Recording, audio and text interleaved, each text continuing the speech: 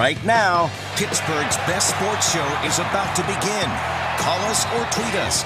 We've got things to talk about on the Nightly Sports Call. All right, Ken, thanks very much. Good evening, everyone, and welcome to a Monday night edition of the Nightly Sports Call on the Bordas and Bordas hotline. And you can call us and let us know what's on your mind at 412-575-2600. You can tweet us tonight at KDPomp, P-O-M-P, at Ron Cook, PG.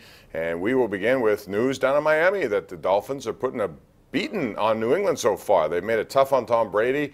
Man-to-man coverage on the outside, pressure up the middle. Lawrence Timmons still looks good against the run. 27-10 Dolphins, even though this game ultimately means nothing if New England comes in here and wins and completes their schedule with 2 more wins. But still, if the Steelers are taking notes, they see something that they should be able to use to their advantage. The only other thing, though, however, is we bring in Ron Cook from the Pittsburgh Post-Gazette and 93.7 The Fan, Cook and Pony Show.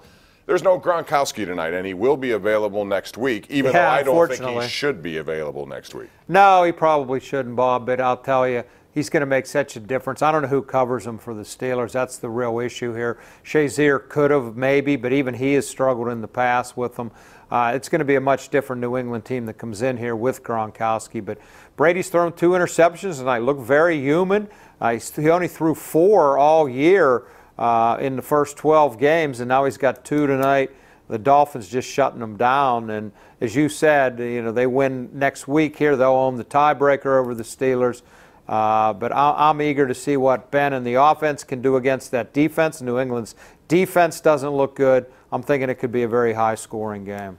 The only thing it does, a loss here tonight by New England, it gives them a 10-3 record. Pittsburgh has a game advantage. But as Ron said, if New England wins, all of a sudden it's even and they have the tiebreaker. But it would mean that New England would have to not screw up here against the next 2 games, which are the Jets and the Bills. You wouldn't expect them to. But if they win tonight and win against Pittsburgh, then it's pretty much they can afford a loss and they won't go 0-2. So that's why this game is important from that standpoint. But still, it comes down to next week. Ron, I want to talk about last week, yesterday, and what we saw. Because one thing you can say about this team, and a lot of people have problems and issues with the defense, and we all do because they've given up a lot of big plays. However, you can never discount them because of their resolve, because of all the adversity they've gone through and how they've responded. They are a gutty group, and they could have had 4 losses that turned into 4 wins, and somehow they found a way to win. Well, you think of everything that's happened to them all year, Bob. I mean, now the worst by far is the Shazier injury, not so much from a football standpoint, just a human being standpoint, and they've overcome all of it so far, and they're in a great spot. They feel very confident now. I don't know how the defense is going to play down the stretch. I think they really miss Joe Hayden. I was told last night he has a chance to practice this week. I don't know if he'll play on Sunday, but I think he'll make a big difference. Maybe not this week. It might take him some time to get back, but I like to think he's going to be at the top of his game by playoff time. They miss Shazier, no question, his speed, covering people, just making sideline-to-sideline tackle.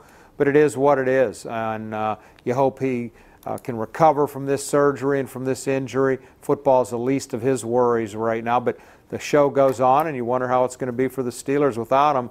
I didn't like it yesterday. I mean, Baltimore just gouged them, 152 rushing yards. I like that running back for Baltimore. What do you have, 120? Alex Collins. Boy, he looked great. Yep. Very good, very good. But the thing about it is, down in Baltimore, they were ripping today Harbaugh and his defensive coordinator for the same stuff that you would hear here. I mean, you talk about gouging. Ben Roethlisberger had his way. 503 yards, the first player ever to do that, a quarterback.